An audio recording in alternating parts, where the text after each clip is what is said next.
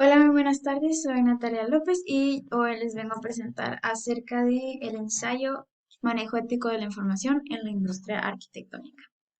Bien, pues como punto de partida para este trabajo se tomó el tema del manejo ético de la información y se desarrolló principalmente en el área de arquitectura, enfocando los subtemas acerca de derechos de autor, de código de derecho, propiedad intelectual y plagio en la industria arquitectónica.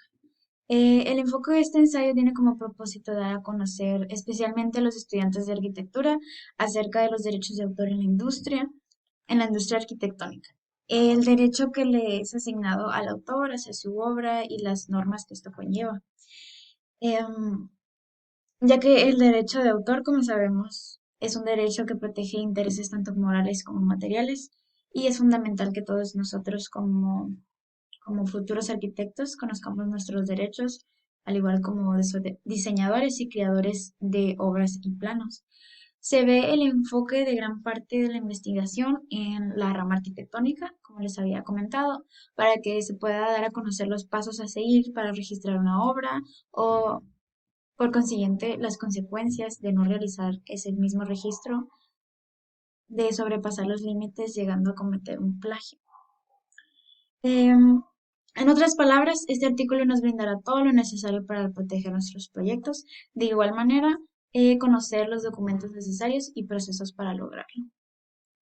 Bien, el primer tema que les voy a presentar es acerca de los ámbitos generales de la aplicación de la infoética. De acuerdo con Yarina Moroso Fernández, una profesora auxiliar del Centro de Gobierno Electrónico de la Universidad de Ciencias Informáticas, los principales objetivos de la infoética son reafirmar la importancia del acceso universal a la información en el marco de la infraestructura global. El segundo punto es acerca de debatir los aspectos éticos, jurídicos y sociales ligados a la circulación y la preservación de la información. El tercer punto es acerca de definir los principios esenciales que los distintos países pudieron considerar en su reflexión sobre el desarrollo de la sociedad tecnológicamente avanzada. El cuarto es favorecer el multilingüismo.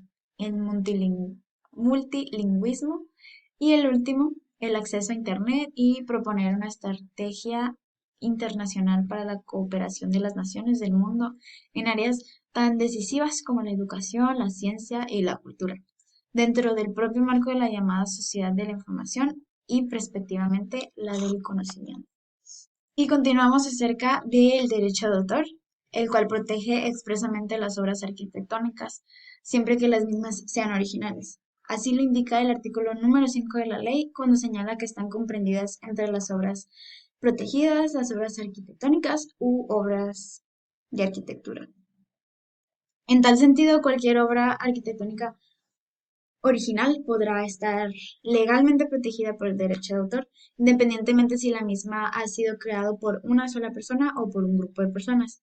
Igualmente, si se trata de una obra creada por un arquitecto mundialmente reconocido, con mucha experiencia o no, o del valor estético que el resto de personas puedan atribuirle a la obra en cuestión.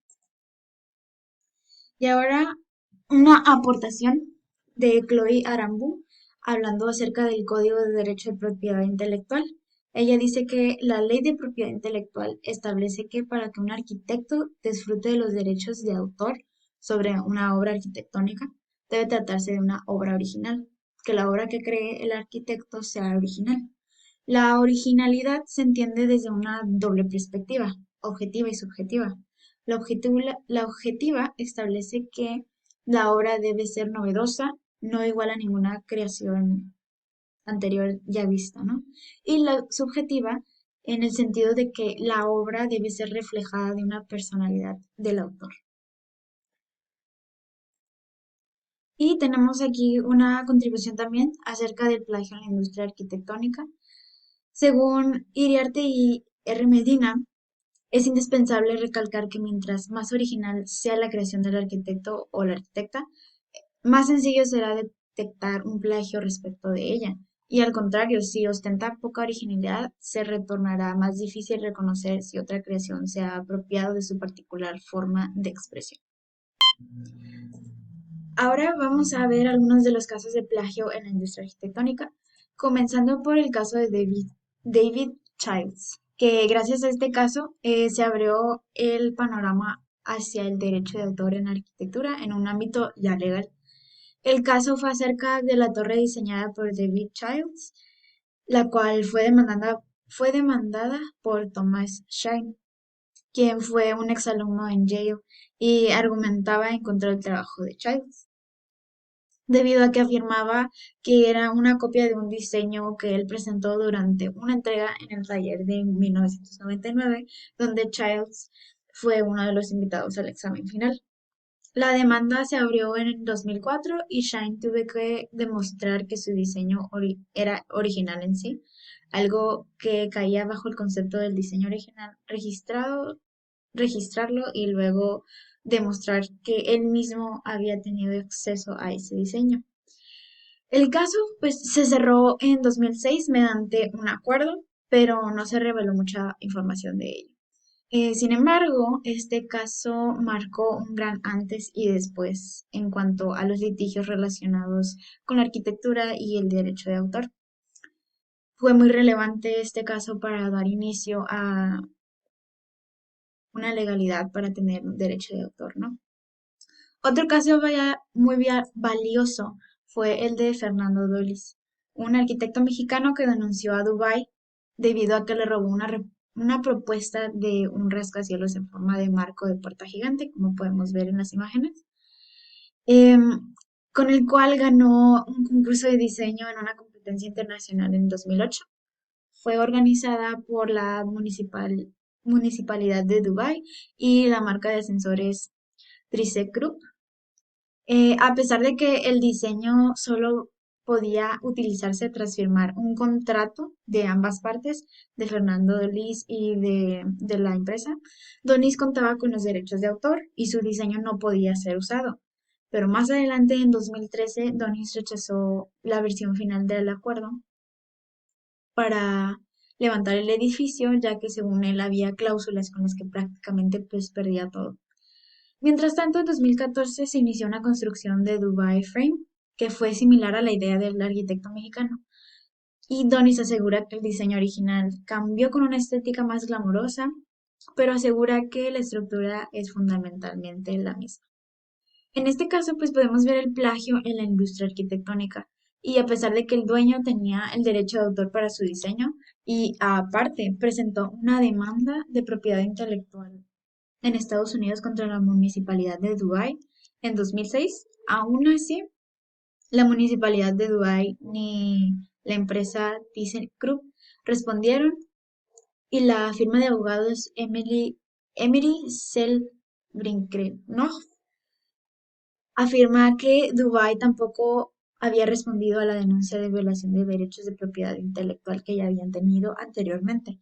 Esto confirmaba para el jurado de Dubái que Dubái eh, es una copia ilegal del diseño de Fernando Dolis. Lamentablemente se cometió un grave delito acerca de su diseño y no se cometió ninguna justicia.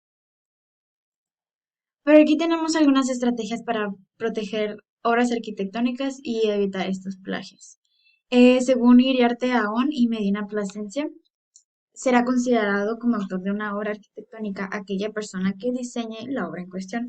Es importante indicar que a efectos de ser reconocido como autor de una obra arquitectónica, no es requisito poseer el título profesional de arquitecto, sin perjuicio del cumplimiento de los requisitos legales establecidos en el sector de construcción al tal efecto.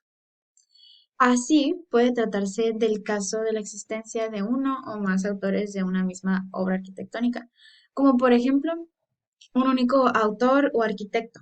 En estos casos, los asistentes y colaboradores técnicos, como dibujantes, por ejemplo, del autor, solamente trazan líneas y formas que han sido concebidas y ordenadas por el autor. Otro punto sería dos o más arquitectos. Es cuando usualmente hay dos o más autores o arquitectos de una misma obra arquitectónica. Cuando se trata de alguna obra compleja o de cierta magnitud, en este tipo de obras en coautoría. La obra arquitectónica es una obra de colaboración que sigue las reglas señaladas en el artículo número 14 de la ley, siendo todos los que participaron coautores en la obra en cuestión. Y por último tenemos el tiempo de protección del derecho de autor para una obra arquitectónica. Según Iriarte y Medina, de acuerdo a lo establecido en la ley, los derechos de los cuales gozan los autores de obras arquitectónicas duran alrededor de 70 años, contados a partir del primero del año siguiente al del fallecimiento del autor. Luego de transcurrido dicho periodo, la obra arquitectónica en cuestión pasa a ser de dominio público, es decir, que los derechos patrimoniales sobre la obra en cuestión se extinguen completamente, pudiendo dicha obra ser utilizada libremente por cualquier persona sin requerir autorización previa o pagar remuneración, remuneración alguna a tales efectos. Y bien, pues en conclusión, el manejo ético de la información es dar todos los derechos de autor de una obra, alguna presentación, una tesis, un reporte, un libro y entre muchas otras cosas, en caso de utilizar algún fragmento de la misma, pues de lo contrario, el no hacerlo se considera plagio. La informática nos ayuda a tener una serie de comportamientos o actitudes que nos ayudan a navegar correctamente y usar de manera eficiente esas herramientas de tecnología. Si nos dirigimos especialmente al área arquitectónica, es más notable que se cuente con las herramientas suficientes para proteger una obra y a su vez producir ingresos. Es por eso que se recomienda mucho adentrarse en este tema lo más posible. De esta manera se pueden evitar malentendidos y o plagiar alguna obra arquitectónica, ya sea accidentalmente o con el afán de realizarlo, debido a que además de contar con herramientas para protegerlas, también se cuenta con los medios suficientes para sancionar dichas acciones. Y bueno, eso ha sido todo por mi parte. Muchas gracias por su atención.